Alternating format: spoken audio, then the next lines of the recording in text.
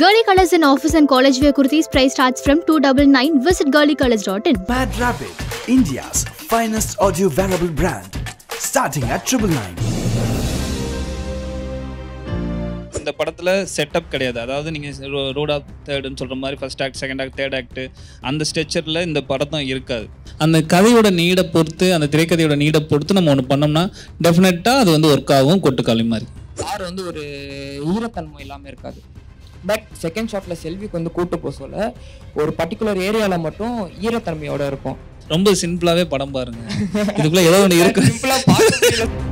கூழாங்கல்ல ஒரு இது வந்திருக்கும், ஒரு பொண்ணு நடந்து போயிருப்பா, ரத்த காவு வாங்கியிருப்பா. அது வந்து நீங்கள் ஒரு கதை சொல்லியிருந்தீங்க எங்களுக்கு.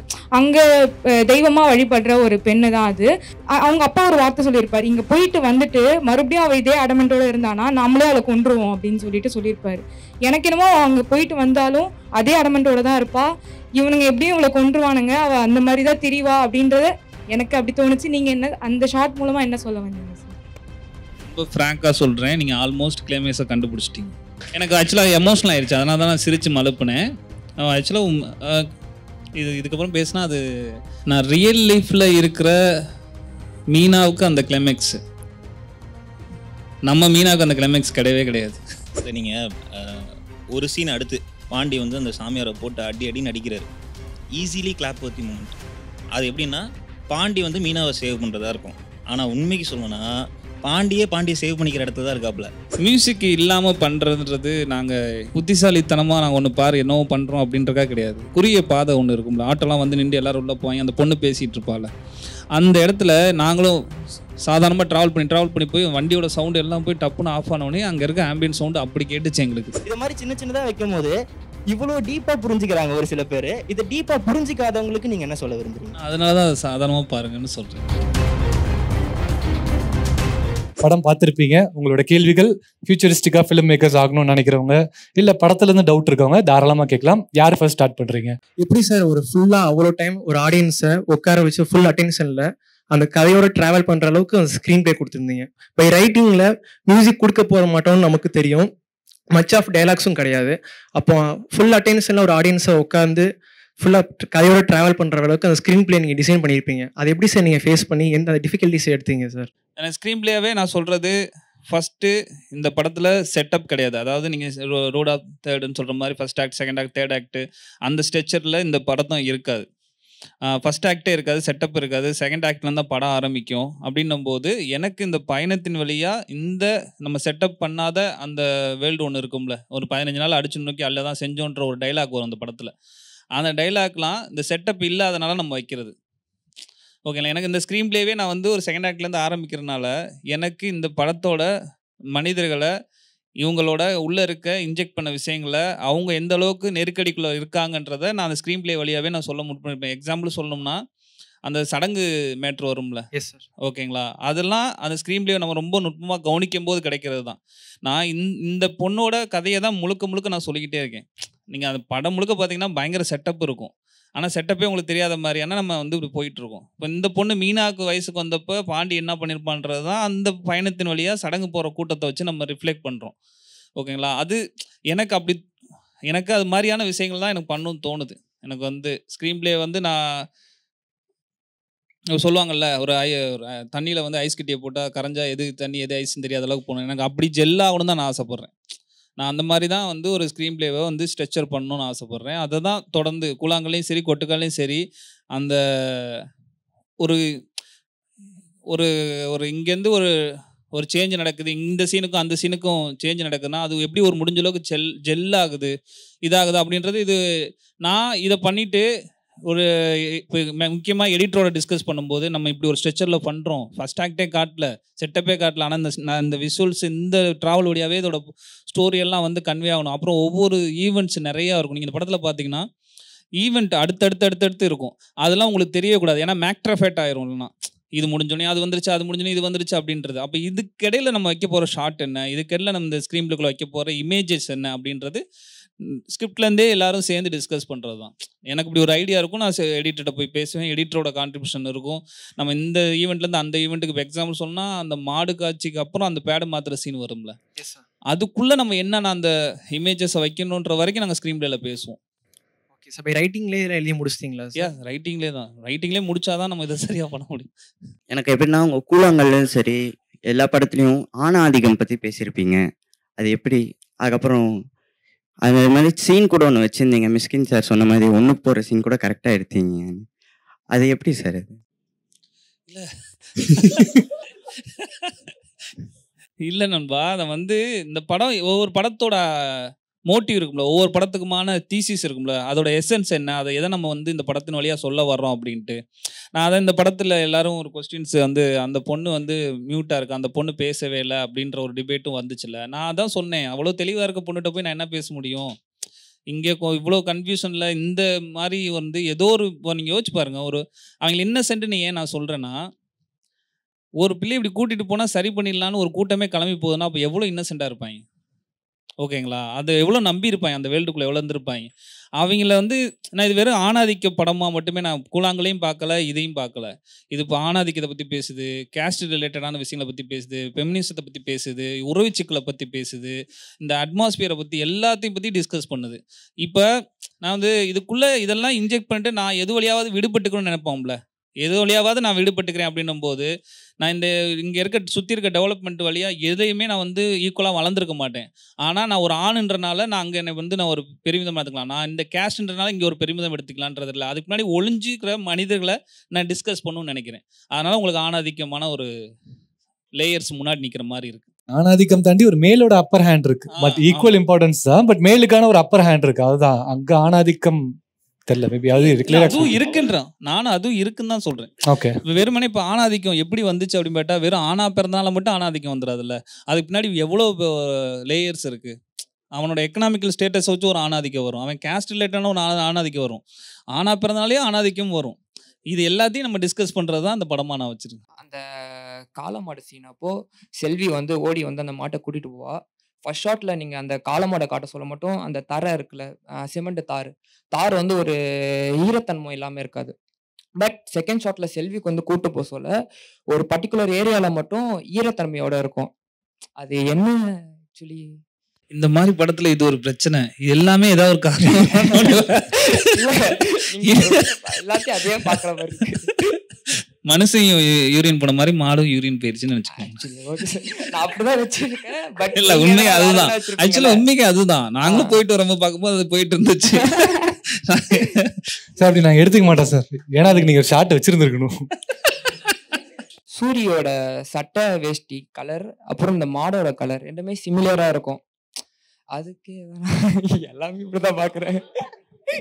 இல்ல நாங்க கூழாங்கல்லையும் அந்த கணபதி கேரக்டருக்கு இதே காஸ்டியூம் தான் கொடுத்துருந்தோம், லுங்கி மட்டும் மாத்திருந்தோம். எனக்கு அது ஒரு கிரே யானை கருப்புன்னு சொல்லுவாங்க, அது கருப்பு கூட அந்த ஃபேமிலி தான், ஆனா கிரேவோட இதாக தான் வரும். நான் வந்து அவரை வந்து நான் ஒரு கிரேவா போர்ட்ரே பண்றேன் அப்படின்றதோட ஐடியாலஜி தான்.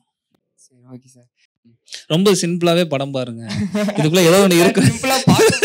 இல்ல இப்ப நீங்க ரொம்ப சாதாரணமா அந்த படம் பார்த்தாலும் ஒரு பொண்ணை வந்து எல்லாரும் கூட்டி போறாங்க, அப்படியே போகும்போது ஒவ்வொன்றா கட்ட விழுக்கிறாங்க, ஒரு போலீஸ்காரன் பேய் பிடிச்சிருக்குன்னு சொல்றாங்க, அதுக்கப்புறம் அப்ப இவனும் பேசும்போது என்ன லவ் பண்றான்றாங்க, இப்படின்றதே சாதாரணமா பார்த்து கடைசி வரைக்கும் பிரச்சனை தெரியுங்களா.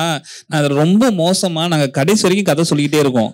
அந்த சடங்கு இடத்துக்கு போனதுக்கு அப்புறமும் இன்னொரு பொம்பளை வந்திருப்பா, அவ கேட்டிருப்பா நீங்க என்ன சொல்லியாக்கா வந்திருக்கீங்கன்னு, அங்க மொத்த கதையும் சொல்லி முடிச்சிட்டோம். அதனால இதை சாதாரண பார்த்தாலே புரியும், இதை ரொம்ப டீப்பா பாக்குறதுதான். லாஸ்ட் ஒன் ஸ்டார்டிங்ல அவங்க டிராவல் பண்ண சொல்ல அந்த திஷ்டி பொம்மை வண்டியை காட்டிருப்பீங்க, அதுக்கப்புறம் ஒரு ஒயிட் ஷாட்ல அந்த வண்டி போயிடும். செகண்ட் டைம் வந்து சூரி வந்து இறங்க அந்த சீக்வன்ஸ் அப்போ அந்த குடம் எல்லாம் கொண்டு போவாங்க வண்டியில, அந்த வண்டி கிராஸ் ஆகும். இதுக்கும் எதனா வச்சிருக்கீங்க? இல்ல இவங்க ஒரு ராங் ரூட்ல போயிட்டு இருக்காங்கன்னு சொல்றதுக்கு தான். டே முட்டா பல்லாம் நீங்க ராங் ரூட்ல போயிட்டு இருக்கீங்கடா அப்படின்னு சொல்றதுக்கு தான். எல்லாமே ஆப்போசிட்ல போகும், இவங்க போற ரூட்ல எதுவுமே இவங்க கூட வராது. அதுக்கு ஓகே சார். இல்ல இது ஆக்சுவலா நாங்களே இந்த மேட்டர் பேசியிருக்கீங்க. ஆனா ஒரு படத்தை பயங்கரமா பார்த்திருக்காரு, குழந்தை பேர் செல்வின்னு வரைக்கும் சொல்றாரு. இதுல வந்து மெட்டஃபர்ஸ்ல எனக்கு டவுட்ஸ் இல்லை, பட் கதையில சில கதையில ஒரு ஷார்ட்ஸ்ல பாத்தீங்கன்னா ஒரு இடத்துல மீனாவை அவங்க அம்மா ரெஸ்ட் ரூம் கூட்டிட்டு போவாங்க, கூட்டிட்டு போயிட்டு விட்டுட்டு வெளியே வந்துடுவாங்க, வந்துட்டு ஒரு மாதிரி கண் கலங்கி நிப்பாங்க. நின்னதுக்கு அப்புறம் எல்லாரும் இவங்களே பார்ப்பாங்க, அவங்க தங்கச்சியை ஓடி போய் பார்க்க சொல்லுவாங்க. போனால் மீனா வந்துடுவா. ஆனால் மீனா வந்துட்டு ஆட்டோவில் போய் உட்காந்துருவா. ஆனால் பிஓவி வந்து இந்த அம்மாவுக்கு வச்சுருப்பாங்க. எல்லாரும் திரும்பி இவங்கள பார்ப்பாங்க. அண்டு ஆட்டோவில் போகும்போதும் அந்த அம்மா அவங்க பொண்ணையே பார்த்துட்டு இருப்பாங்க. அந்த இடத்துல எனக்கு தோன்ற விஷயம் வேற. பட் நீங்கள் என்ன நினச்சிங்க அப்படின்னு சொல்லி உங்களுக்கு என்ன தோணுச்சு? மேபி அங்கேருந்து தயவுசெய்து இங்கேருந்து போயிடு, தப்பிச்சு போயிரு அப்படின்னு சொல்லியும் அவள் திரும்பி வந்துட்டாளோ அப்படின்னு. எக்ஸாக்டாக அவ்வளோதான். அண்ட் இன்னொரு ஷார்ட்ல நீங்க வந்து கதையை கிளைமேக்ஸ் எங்ககிட்ட விட்டுட்டீங்க.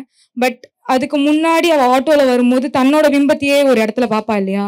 அது ஃபர்ஸ்ட் பார்க்கும்போது புரியல. பட் எனக்கு நீங்க கூழாங்கல் கூட சொல்லும் போது ஒரு கூழாங்கல்ல ஒரு இது வந்திருக்கும். ஒரு பொண்ணு நடந்து போயிருப்பா, ரத்தக்காவு வாங்கியிருப்பா. அது வந்து நீங்க ஒரு கதை சொல்லியிருந்தீங்க எங்களுக்கு. அங்க தெய்வமா வழிபடுற ஒரு பெண்ணு தான் அது.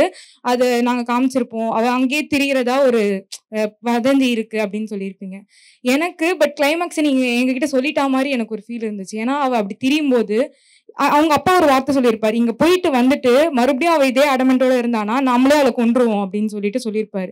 எனக்கு என்னமோ அவங்க போயிட்டு வந்தாலும் அதே அடமெண்டோட தான் இருப்பா. இவனுங்க எப்படியும் இவளை கொன்றுவானுங்க, அவ அந்த மாதிரிதான் திரிவா அப்படின்றத எனக்கு அப்படி தோணுச்சு. நீங்க என்ன அந்த ஷார்ட் மூலமா என்ன சொல்ல வந்தீங்க சார்? இதுக்கு இல்லை ஆக்சுவலா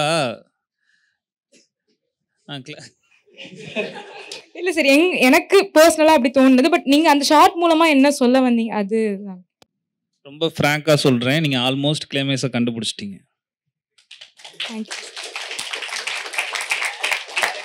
எனக்கு ஆக்சுவலாக எமோஷனல் ஆயிடுச்சு. அதனால தான் நான் சிரித்து மலுப்புனேன். ஆக்சுவலாக இதுக்கப்புறம் பேசினா அது சூப்பருங்க. கங்க்ராச்சுலேஷன். உங்களுக்காகவே கைத்தறல கொடுத்துருங்க. நான் ரியல் லைஃப்பில் இருக்கிற மீனாவுக்கு அந்த கிளைமேக்ஸு, நம்ம மீனாவுக்கு அந்த கிளைமேக்ஸ் கிடையவே கிடையாது. நம்ம மீனா ரொம்ப ஸ்ட்ராங்கான.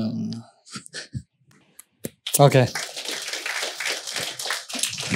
சார், நீங்கள் இப்போ ஒரு டைரக்டராக வந்து ஆடியன்ஸ் கிட்ட வந்து உங்களோட கிளைமேக்ஸ் சீன் வந்து உங்கள் கையில் கொடுத்துட்டோம் அப்படின்னு சொல்லி நீங்கள் ஒரு ஃபிலிம் மேக்கராக எங்ககிட்ட ஆடியன்ஸ் கிட்ட கொடுத்துட்டீங்க.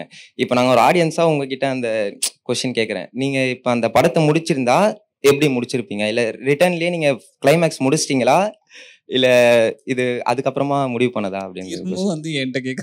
அதான் சார், அவர் உங்கள் படத்தை உங்கள்கிட்டே கொடுக்குறாரு சார். உங்கள் படத்தை உங்கள்கிட்டே கொடுத்து நீங்கள் எப்படி பார்க்குறீங்க? இல்லை, நீங்கள் ஒரு சீன் அடுத்து பாண்டி வந்து அந்த சாமியாரை போட்டு அடின்னு அடிக்கிறாரு. Easily clap worthy moment. அது எப்படின்னா பாண்டி வந்து மீனாவை சேவ் பண்ணுறதா இருக்கும். ஆனால் உண்மைக்கு சொல்லணும்னா பாண்டியை சேவ் பண்ணிக்கிற இடத்துல தான் இருக்காப்புல. இல்லை அது ஓகே. எனக்கு வந்து இப்போ அந்த சீக்வன்ஸ் நடக்குமா நடக்காதா அந்த அதுதான் அது நீங்களா முடிவு பண்ணுங்கன்னு விட்டதுதான். அது திரும்பி இப்போ ஆன்சர் பண்ணால் என்ன ஆகும்னா அது இல்லை, அதுதான் படம்லாம் முடிஞ்சு எல்லாம் பார்த்துட்டாங்க, பசங்களாம் படம் பார்த்துறாங்க. அதனால தான் கேட்குறேன்.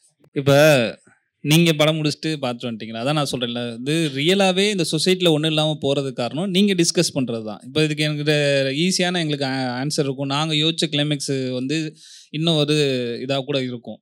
ஆனால் அது வேண்டான்ற ஒரு முடிவு தான். நீங்கள் டிஸ்கஸ் பண்ணுங்கள், நீங்கள் எழுதுங்க, நீங்கள் சொல்லுங்கள். இந்த மூவி பார்க்கும் போதே ஒரு மாதிரி டாக்குமெண்ட்ரி ஃபீல் தான் வரும். ஏன்னா வந்து லைவாக இருக்குது. ஏன்னா ஒரு மாதிரி சினிமாட்டிக்கா இல்லை, ஷார்ட்ஸ்லாம் வந்து ஒரு மாதிரி சினிமாட்டிக்கா இல்லை. நீங்கள் அதை வந்து சினிமாட்டோகிராஃபர்கிட்ட முன்னாடியே சொல்லிட்டீங்களா, எனக்கு இந்த மாதிரி வைடு ஓப்பனாக வேணும் அப்ரேச்சர். ஏன்னா வந்து ஒரு கேரக்டர் இருக்காங்கன்னா அவங்க பின்னாடி இருக்க மரம் வரைக்கும் ஃபோக்கஸில் இருக்குது. நீங்கள் முன்னாடியே கேட்டிங்களா, இல்லை அது லைவ்ல? இவ்வளோ டெக்னிக்கலாக சொல்கிற வரைக்கும் ரொம்ப சந்தோஷம். கூடுதலாக ஒரு விஷயத்தை மட்டும் நான் சொல்லிக்கிறேன். ஏன்னா இதுக்குள்ளே கிராஃப்டாக அவ்வளோ ஒர்க் இருக்குது. இதெல்லாம் நம்ம வந்து பேசிடும் நம்ம ஃபிலிமில் இருக்கோம்னு சொன்னால். இன்னொன்று அடிஷ்னலாக ஒன்று மட்டும் சொல்லிக்கிறேன் ஒரு சின்ன நாலேஜுக்காக. டாக்குமெண்ட்ரி இதுவே ஒரு டைப் காஸ்ட் தான். டாக்குமெண்ட்ரி இப்போ வேறு லெவலில் இருக்குது. சினிமாட்டிக் மூடில் எங்கேயோ போயிட்டாங்க. நீங்கள் வந்து ஹனிலேண்டுன்னு சொல்லி ஒரு டாக்குமெண்ட்ரி இருக்குது. அதெல்லாம் பார்த்தீங்கன்னா அவன் வச்சுருக்க சினிமாட்டிக் லாங்குவேஜுக்கு நம்ம எங்கேயோ இருப்போம். ஸோ அதனால் டாக்குமெண்ட்ரியோட அதுவும் வேண்டாம், அதுவும் டைப் காஸ்ட் மாதிரி தான். இப்போ எனக்கு வந்து ஃபுல் டெப்த்தில் ஒர்க் பண்ணணும் ஆசை. எனக்கு வந்து ஃபுல் ஃபோக்கஸில் இருக்கணும். ஏன்னா நான் என்னோட கதை எப்படின்னா, ஒரு நிலம், அந்த நிலத்தில் வாழ்கிற மனிதர்கள், அந்த நிலத்தை சுற்றி இருக்கிற ரூல் எல்லாம் சேர்த்து இன்ஜெக்ட் பண்ண இன்டர்னல் கான்ஃப்ளிக்ட் இதுக்குள்ளே வந்துருச்சுங்களா எல்லாமே. ஒரு லேண்டு, ஹியூமனு, அதுக்குள்ளே இருக்கிற பிரச்சனை, அதில் வர கான்ஃப்ளிக்ட்னு வருதா, இதை நம்ம சினிமாட்டோகிராஃபி வழியாக அப்படியே போர்ட்ரே பண்ணணும்னு நினச்சிக்கிட்டே இருக்கும். அதனால ஃபுல் டெப்த்தில் எல்லாத்தையும் கண்ட்ரோல் பண்ணி வைக்கிறது. ரோல் பண்ணும்போது தான் தெரிஞ்சது எனக்கு வந்து ஆரியில யூஸ் பண்ணியிருக்காங்க. அப்போ என்ன லென்ஸ் யூஸ் பண்ணீங்க? அது எனக்கு அது கொஞ்சம் அதான் சினிமாட்டோகிராஃபர் கிட்ட கேட்கணும்னு நினச்சேன். அதான் உங்ககிட்ட கேட்கணும். நார்மலாக எல்லா பேரும் யூஸ் பண்ணுறதா யூஸ் பண்ணிருக்கோம். அப்புறம் இது வந்து பெரிய இதில் தான், ஸோ அலெக்ஸா மினியில் தான் ஒர்க் பண்ணியிருக்கோம். சினிமாட்டிக் லென்ஸ் தான் யூஸ் பண்ணிருக்கோம். நாங்கள் ஃபில்டர்ஸ் போடாமல் நாங்கள் அப்பச்சரை கண்ட்ரோல் பண்ணுறது, சட்டர் ஸ்பீடை கண்ட்ரோல் பண்ணுறது, இந்த மாதிரி விஷயங்களை தான் அதுக்கு யூஸ் பண்ணிக்கிறோம். பாண்டி கேரக்டர் வந்து பைக்கில் போயிட்டு இருக்கும்போது கண்ணில் பூச்சி விழுந்துரும். அப்போ நிறுத்திட்டு அவங்க தங்கச்சி வந்து கண்ணில் ஊதுவாங்க. அப்போ வந்து ஒரு எக்ஸ்ட்ரீம் க்ளோஸ் போயிருக்கும். அந்த எக்ஸ்ட்ரீம் க்ளோஸில் அவரோட வெளியில் வந்து அவங்களோட தங்கச்சியோட ரிஃப்ளெக்ஷன் தெரியும். அந்த ஷார்ட்டை எப்படி கம்போஸ் பண்ணி அதை எப்படி எடுத்தீங்க? எனக்கு அதுதான் கேட்கணும். லென்ஸ்லாம் வந்துச்சு, மைக்ரோ லெவல் லென்ஸ்லாம் வந்துருச்சு, விஎஃப்எக்ஸோட சப்போர்ட் இருக்குது. எனக்கு அந்த சீனை கரெக்டாக இப்படி தான் ப்ரெசென்ட் பண்ணணும்னு நினச்சோம். அது ஒரு பெரிய டிஃபிகல்ட்டியெல்லாம் இல்லை, ரொம்ப சிம்பிளான ஒரு விஷயம். Okay sir. அப்புறம் வந்து இந்த யூரினேட் பண்ணுறது, பேட்ச் சேஞ்ச் பண்ணுறது, அப்புறம் நார்மல் வாழ்க்கையில் பார்த்தீங்கன்னா பேக்ரவுண்ட் மியூசிக்லாம் இல்லை. ஸோ இப்படி பார்க்கும்போது ஒரு இயல்புத்தன்மை வந்து அந்த படத்தில் இருக்கும்போது எனக்கு அந்த படத்து கூட சேர்ந்து ட்ராவல் ஆகிற மாதிரி ஒரு எக்ஸ்பீரியன்ஸ் இருந்துச்சு. அந்த எக்ஸ்பீரியன்ஸுக்கு ரொம்ப தேங்க்யூ சார். தேங்க்யூ. அப்புறம் மியூசிக் இல்லாமல் பண்ணுறதுன்றது நாங்கள் பெரிய அதை வந்து புத்திசாலித்தனமாக நாங்கள் ஒன்று பாரு என்னவோ பண்ணுறோம் அப்படின்றக்கா கிடையாது. இதுவுமே நாங்கள் வந்து ஸ்கிரிப்டாக பேசிகிட்டு இருக்கும்போது எல்லாத்துக்கும் எங்களுக்கு அப்படி ஒரு ஐடியா இல்லை.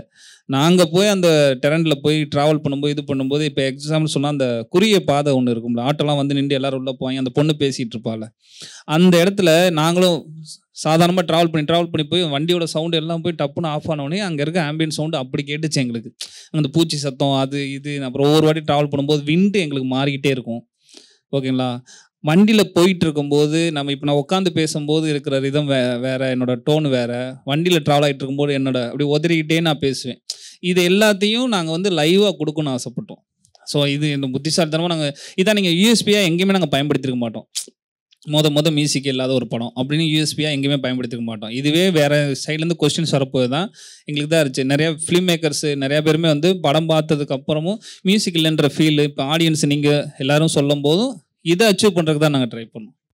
இவன் சொன்ன வரைக்கும் அவ்வளோ தூரமாலாம் போய் பார்க்க முடியல. ஒரு தண்ணி இருக்கு, அதை எப்படி பார்க்குறீங்க, அது மாதிரியே தாண்டி ஒரு சின்ன மெட்டாஃபரிக்கல் கொடுத்துருப்பீங்க. ஸ்டார்டிங்கில் வந்து அந்த சேவல் வந்து கயிறை அழுத்துட்டு ஓடும் போது நீ எப்படி தப்பிக்கிறேன்னு பார்க்கலான்னு ஒரு 2 ஆம்பளைங்க போய் துரத்துவாங்க. டக்குன்னு அந்த பொண்ணை காமிப்பீங்க. அப்போ அங்கே ஒரு மெட்டாஃபரிக்கல் இன்டென்ஷன் என்னன்னா, எப்படி இருந்தாலுமே நீ என்ன பண்ணாலுமே நீ வந்து முடக்கப்படுவ இந்த இடத்துல அப்படின்னு ஒரு மெட்டாஃபரிக்கல் இன்டென்ஷன் இருக்கு. அதை தாண்டி கிளைமாக்ஸ் இல்லை சாரி, அதுக்கு முன்னாடி ஒரு இன்டென்ஷனாக அந்த காளையை காமிப்பீங்க. காளை மாடுமே அந்த பொண்ணை ஒரு மெட்டாஃபரிக்கல் இன்டென்ஷனாக வச்சிருப்பீங்க. அங்கிருந்து ஒரு பொண்ணு வருவா, சின்ன பொண்ணு, சூரிய அடக்கியா யார் சொல்லியுமே அந்த காளை அடங்காம ஒரு நிற்கும். ஆனால் அந்த சின்ன பொண்ணு கூட்டிட்டு போகும்போது அந்த காளை அமைதியாக போகும்போது அங்கே ஒரு மெட்டாஃபரிக்கல் இன்டென்ஷன் இருக்கு. என்னன்னா, நான் யார் சொன்னாலும் கேட்க மாட்டேன், எனக்கு என்ன பிடிச்சிருக்கோ, என்ன வந்து யார் மதிக்கிறாங்களோ அவங்க சொன்னாதான் நான் கேட்பேன்ற ஒரு மெட்டாஃபரிக்கல் இன்டென்ஷன் இருக்கு. இது மாதிரி சின்னதாக வைக்கும் போது இவ்வளோ டீப்பா புரிஞ்சுக்கிறாங்க ஒரு சில பேர். இதை டீப்பா புரிஞ்சிக்காதவங்களுக்கு நீங்க என்ன சொல்ல விரும்புறீங்க? அதனாலதான் அதை சாதாரணமா பாருங்கன்னு சொல்றேன்.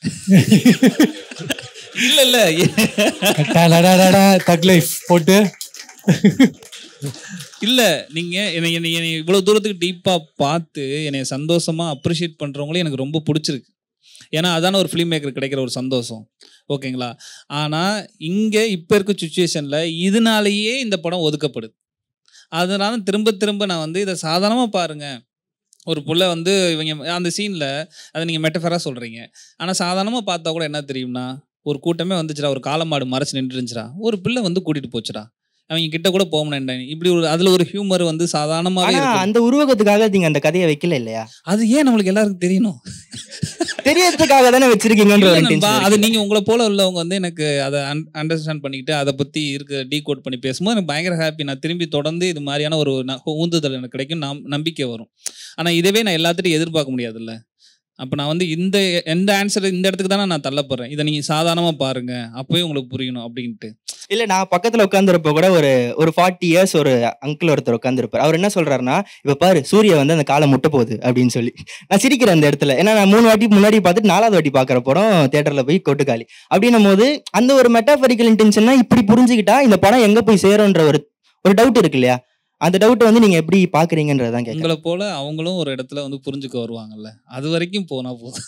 எனக்கு ஒன்றும் பிரச்சனை இல்லை. நீங்க எனக்கு புரிஞ்சுட்டு பாராட்டுறீங்க, நீங்க புரிஞ்சுட்டு இந்த இதை வந்து சொல்றீங்கல்ல, அது வரைக்கும் சந்தோஷம் தான். ஒரு படம் அப்படி எல்லாத்துக்கும் ஏன் புரியணுன்றது ஒன்று இருக்குல்ல. நம்ம புரிஞ்ச வரைக்கும் நம்ம சந்தோஷமா செலிப்ரேட் பண்ணுவோம், பாராட்டுவோம், விமர்சனம் பண்ணுவோம், எல்லாம் பண்ணுவோம். சாதாரண மக்கள் வந்து பார்த்துட்டு எனக்கு இதில் இது புரிஞ்சுப்பா அப்படின்னு. ஏன்னா இங்கே என்ன ஆயிரும்னா, நீ இப்படி பேசுறதுனாலே நான் திரும்ப சொல்றேன், இது ஏதோ ஒதுக்கப்படுற பர்டிகுலராக இவங்களுக்கு மட்டுமே, இப்போ கொஞ்சம் இது முன்னாடி சொன்னார்ல, இவங்களுக்கு மட்டுமே சார்ந்த படம் அப்படின்னு. நம்ம அவங்களோட கதை சாதாரணமாக எடுத்து வச்சிருக்கோம், அது வந்து சாதாரணமாக பார்க்கட்டும், அப்போ அதுவே போதுன்றேன் நான். நம்ம இந்த மாதிரி இப்படி ஒன்று பண்ணி நம்ம டிஸ்கஸ் பண்ணிக்கலாம். இன்னும் நிறைய விஷயங்கள் நானுமே கூட சொல்கிறேன், அதுக்குள்ளே என்ன நல்ல லேயர்ஸ் இருக்குன்ட்டு. அவ்வளோதான். இப்போ ஒரு ஸ்க்ரீன் பிளேனா 3 ஆக்ட் தான் இருக்கணுன்றது இல்லாமல் அதை வேற மாதிரி நீங்கள் கொண்டு போன விதமாக இருக்கட்டும். படம்னா மியூசிக் இருக்கணும் அப்படின்றத தாண்டி மியூசிக் இல்லைனாலும் அந்த மெசேஜ் கன்வே ஆகுன்ற விஷயமா இருக்கட்டும். எண்டிங்குன்றது ஒரு படத்துக்கு இப்படி தான் இருக்கணுன்றதை தாண்டி அது ஒரு 4th wall பிரேக்கிங்காக வச்சு ஆடியன்ஸ் கிட்டே கொடுக்குற விதமாக இருக்கட்டும். ஸோ இப்போ இந்த மாதிரி ஃபியூச்சரில் ஒரு யங் ஃபிலிம் மேக்கர் தன்னோட முதல் படத்துலேயே இந்த மாதிரி ஸ்டீரியோ டைப்பை பிரேக் பண்ணுற மாதிரியான ஒரு படமாக எடுக்கணும்னு ஆசைப்பட்டா அவங்களுக்கு கொடுக்குற ஒரு அட்வைஸ் என்னவா சார் இருக்கும்? இப்போ நீங்கள் சொன்னீங்களே இது எல்லாத்தையும் நாங்கள் பிரேக் பண்ணுன்றதுக்காகவே பண்ணலை, அந்த ஸ்கிரிப்டோட நீடாக இருந்துச்சு. இப்போ நீங்கள் சொன்னீங்க ஸ்க்ரீன் பிளே ஸ்ட்ரக்சரில் வந்து செகண்ட் ஆக்ட்லேருந்து ஆரம்பிச்சிருக்கீன்ட்டு. இது முன்னே நடந்த அந்த காலேஜ் போர்ஷன்ஸ், அந்த பொண்ணு லவ் பண்ணது, இவங்க பாண்டின்ற கதாபாத்திரத்துக்கு உனக்கு எவ்வளோ முக்கியம், உனக்கு இவ்வளோ முக்கியம் அப்படின்னு சொல்லி அவன் வளர்ந்தது, இதையும் வந்து நான் காட்ட வேணாம் முடிவு பண்ணதுக்கு இந்த கதைக்கு இந்த திரைக்கதைக்கு இது தேவையில்லை. ஓகேங்களா, இது கதையோட நீடு தான். இப்போ நீங்கள் சொன்ன மாதிரி மியூசிக் இல்லாமல் பண்ணுன்றதுக்கும் நான் ஒரு விஷயம் சொல்லியிருந்தேன். எனக்கு அங்கே போய் நான் ஃபீல் பண்ணதை அப்படியே நான் கொடுக்கணும்னு ஆசைப்பட்டேன்னு. இதை மியூசிக் இல்லாமல் ஒரு படமாக பண்ணணும் அப்படின்னு பிளான் பண்ணி பண்ணலை, எல்லாமே ஆர்கானிக்காக நடந்தது. கிளைமேக்ஸுமே நீங்கள் எடுத்துக்கிட்டிங்கன்னா நான் சோஷியலாக அப்படி ஒன்று நடந்துகிட்டு இருக்கு, இதுக்கு நான் வெறும் படத்தில் எப்படின்னு ஒரு ஆன்சர் சொல்ல முடியும், அதை ஏன் என்கிட்ட நீங்கள் கேட்குறீங்க, நீங்கள் கொஞ்சம் யோசிச்சுக்கோங்க அப்படின்னு நான் சொன்னேன். இது எல்லாமே ஆர்கானிக்காக நடந்தது. நீங்கள் ஃபியூச்சர்லையுமே எதுவுமே பிரேக் பண்ணுன்றதுக்காக நம்ம எதுவுமே பண்ண முடியாது. அந்த கதையோட நீடை பொறுத்து, அந்த திரைக்கதையோட நீடை பொறுத்து நம்ம ஒன்று பண்ணோம்னா டெஃபினட்டாக அது வந்து ஒர்க் ஆகும். கொட்டுக்காளி மாதிரி. பாண்டிக்கு வந்து கோவமும் இருக்கும் ப்ளஸ் பயம் இருக்கும்னு சொன்னீங்க. அவர் கோவம் இருக்கும்னா ஏன்னா அவங்க வந்து மீனா வந்து லவ் பண்ணியிருப்பாங்க, வேற ஒரு ஜாதி பையனை லவ் பண்ணியிருப்பாங்க. அந்த பயம் எதுனால சார்? ஏன்னா அந்த கோயில் சீனில் சூரி சார் வந்து அங்கே மீனாவை பார்த்துட்டு இருப்பாங்க. அப்போ பார்க்கும்போது டப்புன்னு மீனா வந்து அவங்கள பார்த்த உடனே சூரி சார் தலையை கீழே குனிஞ்சிருவாரு. ஸோ அது எதுக்கு வச்சிங்க, எதுக்கு பயப்படுறாரு? அது இல்லை, அவருக்கு நான் அந்த எல்லாமே அந்த கேரக்டரை பற்றி பேசுகிறது, அங்கே இருக்க மக்களை பற்றி பேசுறது தான். அந்த ஒரு ரியாக்ஷன்ஸ் கூட இவங்க எல்லாத்துக்குமே தெரியும் நம்ம பண்ணுறது தப்பு அப்படின்ட்டு. ஓகேங்களா, அவளை கண் கொண்டு பார்த்துட்டாங்கன்னா அவள் பார்வைக்கு பதில் சொல்ல முடியாது. ஆனால் அவருக்கு சின்ன வயசுலேருந்து இப்போ நான் எதாவது சொல்கிறேன், இதை நல்லவன் கெட்டவன்னு எதையுமே நம்ம இங்கே சொல்ல முடியாது. அந்த மனிதர்கள் நீங்கள் எல்லாத்தையும் பார்த்தீங்கன்னா தெரியும், அவங்க எதுவுமே சொல்ல முடியாது. சின்ன வயசுலேருந்து இப்படி இப்படி இப்படி இப்படி சொல்லி இன்ஜெக்ட் பண்ணி அவங்களோட டைலாக்கே நீங்கள் பார்த்தா தெரியும். உங்களுக்கு படிக்க வச்சிருப்பேன்னு சொல்லுவாங்க, சீர் செஞ்சுருக்கேன், அதுக்கு வாங்கின கடனை கூட என்ன கட்டலன்னு சொல்லுவாங்க. இது எல்லாத்தையும் நீ வந்து இதை பண்ணு, உனக்கு தான் சொல்லி பாண்டியவே வந்து உருவாக்குன ஒரு அந்த கேரக்டர் உருவாக்குனது இந்த சோசியல் அந்த அட்மாஸ்பியர்ட்ட இருக்கு. நீங்கள் இந்த படத்தில் அந்த சின்ன பையன் உட்காந்து ஒரு ஆட்டோவில் ஒரு சின்ன பையன் வருவான்ல, அவன் வந்து பாண்டியோட சின்ன வயசு ரெசம்பிளன்ஸ் தான். நானுமே அந்த சின்ன ரெசம்பிளன்ஸ் தான் வச்சுக்கோங்களேன். ஓகேங்களா, என்னை பார்த்து ஒரு பொண்ணு இவ்வளோ கலவரம் நடந்து என் உலகம், குழந்தைகளுக்கான உலகம் செதஞ்சு போய் என் கண்ணிலே வந்து என் அம்மா மாமா எல்லாரும் சேர்ந்து பெரிய கலவரத்தை பண்ணுறாங்க. நான் ஏதோ பிக்னிக் வந்தோம், எல்லாரும் எங்கேயோ கூட்டிட்டு போகிறாங்கன்னு அந்த செடி கொடியெல்லாம் பார்த்து ரசிச்சுட்டு எல்லாம் வந்தேன். என் முன்னாடி ஏன் இவ்வளோ சண்டை போட்டுக்கிறாங்க, எதுக்கு இந்த அக்காவை அடிக்கிறாங்கன்ற ஒரு குழந்தைகளோட உலகம் செதஞ்சு போகும்போது என்னை பார்த்து ஒன்றும் இல்லை பயப்படாத, நீ குழந்தையாவே இருன்னு ஒரு பொண்ணு சிரிச்சிட்டா. நான் இப்போ உட்காந்து இன்டர்வியூ கொடுத்துக்கிட்டு இருக்கேன். அப்படி ஒரு பொண்ணு சிரிக்கலன்னா அவன் பாண்டியாக தான் மாறிவான். இதுதான் அது. சூரி சார் ஒரு இன்டர்வியூவில் சொல்லியிருப்பாரு, நான் அந்த வாய்ஸ் வரதுக்காக நான் த்ரோட்டை டேமேஜ் பண்ணி நான் பேசியிருக்கேன். அந்த விஷயம் வந்து படத்தில் வச்சது எதுக்கு சார்? அவளுக்கு த்ரோட் வாய்ஸ் வரல அப்படின்றதுக்காக? இல்லை, நான் அந்த கேரக்டர் ஃபிசிக்கலாகவும் மென்டலாகவும் எவ்வளோ டிஸ்டர்ப் ஆகிருக்கு. அப்புறம் இதுக்கு முன்னாடி வந்தவனையும் இப்போ ஆட்டோவில் போயிட்டு இருக்கும்போது ஒரு சின்ன ஒரு பாட்டு முணுமுணுத்ததுக்கு இவ்வளோ பெரிய கலவரம் ஏற்பட்டிருக்குன்னா ஊர்லேருந்து வந்தப்போ என்ன நடந்திருக்கும்? வானத்துக்கும் பூமிக்கும் பாண்டி கதாபாத்திரம் குதிச்சிருக்கும், சண்டை போட்டிருக்கும், அடிச்சிருக்கும், எல்லாம் பண்ணியிருக்கும். அது ஃபிசிக்கலாகவும் மென்டலாகவும் இந்த கேரக்டர் எவ்வளோ வீக்காக இருக்குன்றத போர்ட்ரே பண்ணுறதுக்கு தான். ஆட்டோவில் போயிட்டு இருக்கும்போது ஆட்டோ வந்து ஸ்டார்ட் ஆகாது. ஸோ சூரியை வந்து கிளப்பி விட்டு அவர் இறங்குவார்ல, சைட்லேயே கேப் இருக்கும், அவர் அந்த சைடே இறங்கி வந்திருக்கலாம். ஏன் சூரியை கிளப்பி விட்டு இந்த சைடு இறங்குவார்? இந்த பக்கம் ஆங்கில இருக்கும், இறங்க முடியாது. ஆட்டோவை அவர் பாண்டி இறங்கினாதான் சீட்டை தூக்கிட்டு கயிறை உள்ளேருந்து எடுக்க முடியும். இப்படி நிறைய ரீசன்ஸ் இருக்கு. அது கயிறு எடுக்கிறது காட்டல, அதனால க்ளோஸ் வச்சிருந்துருக்கீங்களா? நாங்க க்ளோஸ் வச்சோம், எடிட்டர் தூக்கி விட்டாரு. இல்ல நண்பா, அது ஒரு கன்வே தானே. இறங்கி அந்த ஆட்டோ சீட் ஃபர்ஸ்ட் ஷாட்லேயே இருக்கு. ஃபர்ஸ்ட் எடுத்தோடனே எலுமிச்சம்பழத்தை சொருவிட்டு சீட்டை தூக்கி கயிறு எடுத்துட்டு போவான். ஓகேங்களா, இந்த படத்தின் மூலியமா நீங்க கேள்வி கேட்குற அனைத்தும் இந்த படத்துக்குள்ள பதிலா இருக்கு. அது இந்த கயிறு எடுக்கிற சீன் தவிர சார், ஏன்னா டெலிட் பண்ணிட்டாரு அவரு. அது தவிர வச்சுக்கலாம். இல்லைங்க, சும்மா சொன்னீங்க, அப்படி க்ளோஸ்லாம் எடுக்கலைங்க. ஓகே. எங்கள் ஊர்லலாம் நீங்கள் கொண்டு போன டைம்லிங் வந்து காலையில் ஆரம்பிக்கும், மதியானம் உச்சி வெயில் அப்படி தான் காமிச்சிருப்பீங்க. எங்கள் ஊரில் வந்து குலதெய்வத்துக்கு போக சொல்ல கருப்பு சட்டை போட்டு போகக்கூடாது அப்படின்ட்டு தான் சொல்லியிருப்பாங்க. ஆனால் நீங்கள் இந்த படத்தில் பார்த்தீங்கன்னா அந்த இருக்க அந்த கும்பல்லையே சூரி வந்து அந்த கருப்பு சட்டை போட்டுட்டு போவார். ஆக்சுவலி அது என்ன நான் தப்பா புரிஞ்சிட்டு இருக்கேன் அப்படி எல்லாம் கடைசி வரைக்கும் சட்டையும் லுங்கி விட மாட்டேன்னு அடுத்த படம் கலர் கலரா மைனர் வேட்டி கட்டி பாட்டுல வர மாதிரி. இது பாத்தீங்கன்னா அவங்க போட்ட ரூலை அவங்களே பிரேக் பண்றது தான். சரிங்களா, அவங்க இருக்கிற மண்ணிலைக்கு அவன் என்ன கலர் ட்ரெஸ் போட்டிருக்கான்னு கூட பார்த்து கூட்டி போறதுக்கான நேரம் இல்லை அவங்களுக்கு. இந்த படத்துல அவர் வந்து சிகரெட் அப்படி கையில் அணைச்சிட்டு போவார்ல, ஓகேங்களா, கீழே போட்டு பார்த்து மிதிக்கிற அளவு கூட மைண்ட் செட் இல்லாத ஒரு டிஸ்டர்பான ஒரு ஆளாக இருக்கார். ஓகேங்களா, அது மாதிரி இப்போ இந்த இது இப்போ நம்மளே சொல்லிப்பாங்க கருப்பு போடக்கூடாது அப்படி இப்படிலாம் சொல்லுவாங்கள்ல, இது சூழ்நிலையை பொறுத்து இருக்கு. இப்போ எல்லாம் இப்போ போயிட்டு இருக்கும்போது பாண்டி வேற சட்ட மாதிரியா குலதெய்வத்துக்கு போகிறோன்னு சொன்னால் அங்கேயும் தூக்கி போட்டு மிதிப்பாப்புல. சரிங்களா, அது சூழ்நிலையை பொறுத்து தான் இருக்கு. எடிட்டர் சார் கிட்ட மற்ற மூவி பண்ணுறது கூட ஃபைட் சீன் இருக்கும், சாங்ஸ் இருக்கும், நிறைய மியூசிக் இருக்கும். அந்த படத்தை கம்பேர் பண்ண இந்த படத்துக்கு உங்களுக்கு எடிட்டிங் ஒர்க் ஈஸியாக இருந்ததா இல்லை எந்த அளவுக்கு டிஃபிகல்ட்டிஸ் நீங்கள் ஃபேஸ் பண்ணீங்க இந்த படத்தில்? ஈச் ஃபிலிமுக்கு ஒரு டிஃபிகல்ட்டி இருக்கும். இப்போ இதில் வந்துட்டு மற்ற படங்கள் இப்போ உதாரணத்துக்கு சொல்லணும்னா மற்ற படங்கள் நீங்கள் சொல்றீங்களா ஃபைட் இருக்கும், நிறையா ஃபாஸ்ட் கட்ஸ்லாம் இருக்குது, சீன்ஸ்லாம். இப்போ ஒரு நிமிஷத்துக்கு ஒரு 5 செகண்டுக்கு ஒரு கட் பண்ணுறோன்னு வச்சுக்கோங்க. ஒரு 12 கட்ஸ் இருக்குன்னா நம்ம கண்ட்ரோலில் இருக்கும். அந்த ஸ்டேஜிங் ஆகட்டும், அந்த ஆக்டர்ஸோட ரியாக்ஷன்ஸ் ஆகட்டும், எல்லாத்தையும் நம்ம கண்ட்ரோல் பண்ண முடியும். அது ஒரு வகையில் அதுவும் டிஃபிகல்ட் தான். இந்த படங்கள் எடுத்துக்கிட்டிங்கன்னா ஒரு ஷாட் மட்டும் இப்போ லாங்காக இருக்குது, ஒரு சீனில் ஒரு ஷாட் மட்டும் லாங்காக இருக்குன்னா அந்த ஷாட்டில் வர ஸ்டேஜிங் ஆகட்டும், கேமரா மூவ்மெண்ட் ஆகட்டும், ஆக்டர்ஸோட பெர்ஃபார்மன்ஸ் எல்லாமே அடுத்து வர கட்ஸோட பேசிங்க டிசைட் பண்ணுவோம். நம்ம அதை ஒழுங்காக லிசன் பண்ணால் மட்டும்தான் அதை ஒழுங்காக கிராக் பண்ண முடியும். ஸோ இல்லைனா அது திரும்ப திரும்ப திரும்ப திரும்ப போய்கிட்டே இருக்கும். ஸோ அதனால தான் இப்போ இந்த படத்துக்கு எடுத்துக்கிட்டோன்னா அவர் ஷூட் பண்ண இங்கே எடிட் பண்ணிட்டு இருப்பேன்.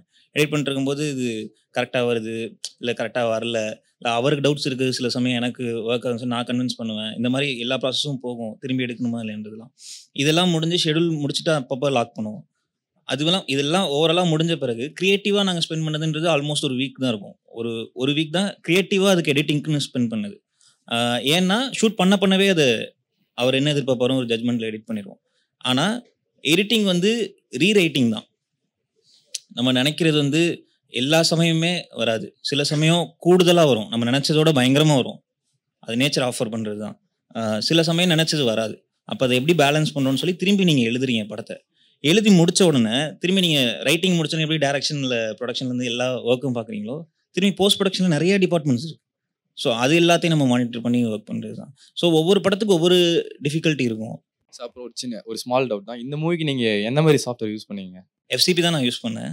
பட் அகைன் சாஃப்ட்வேர் மேட்டர் இல்லை. இந்த படம் பார்க்கும் போது ஃபஸ்ட்டு எனக்கு தோணுன விஷயம் என்னன்னா, ஹாரர் படம் அது இருந்துச்சு. ஹாரர் படம்னா எப்படி சொல்கிறேன்னா, ஒரு சொசைட்டியில் இப்படி நடக்கும்ன்றதை நம்மளை பயமுத்தினே இருந்தது. எப்படின்னா நம்ம மாற்றோன்னு நினைக்கிற விஷயம் முதல்ல வரல, இந்த மாதிரி நடக்குதுன்ற விஷயந்தான் முதல்ல வருது. ஏன்னா மாற்றணும்னு நினச்சாங்கன்னா அதான் இவங்க சொன்ன மாதிரி கடைசியில் ரியல் லைஃப் மீனா மாதிரி தான் அப்படின்னு நடக்கிறது தான் இருக்கும். ஸோ அதனால நான் இதை கண்டிப்பாக சொல்லணும். அது அந்த மாதிரி விஷயத்த எப்படி நீங்கள் கதையில் பிளெண்ட் பண்ணுறீங்க?